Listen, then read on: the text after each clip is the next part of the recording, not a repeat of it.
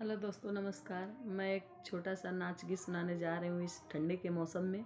आप लोग को अच्छा लगे तो कमेंट करिए और बताइए कि ये ठंडी गीत कैसा लगा आप लोग को।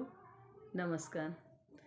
जाड़ा में जनी कर लड़ैया, हे सैया खाली जाई रजैया।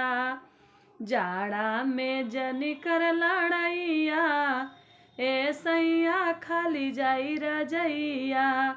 चाहे तुम्हारा सैया चाहे गरिया वो, चाहे तुम्हारा सैया चाहे गरिया वो।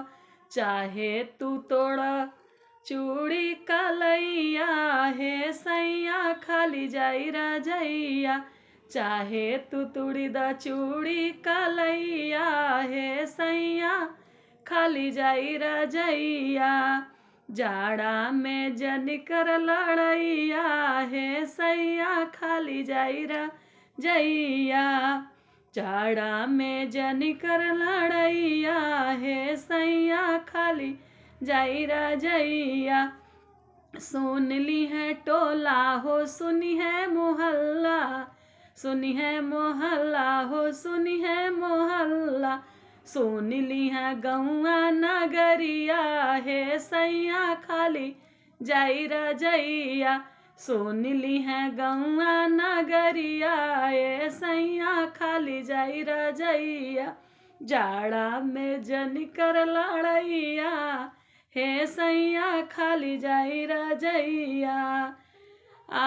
जाड़ा में जनी कर लड़ैया, हे सैया खाली जाई रजैया। खबर भी पहुंचा देली मई के, सुन ली। आ जाई है पापा हो, आ जाई है मम्मी, आ जाई है पापा हो, आ जाई है भैया। बोलाई दी है पुलिस सिपहिया, हे सैया होई खाली जाई रजैया।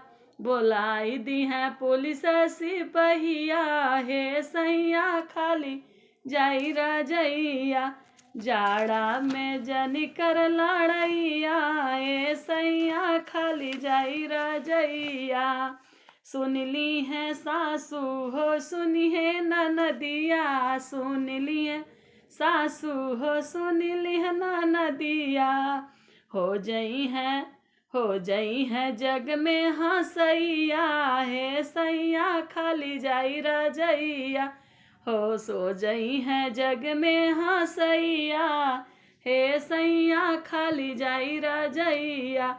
जाड़ा में जनी कर लड़ैया, हे सैया खाली जाई रजैया। नमस्कार दोस्तों।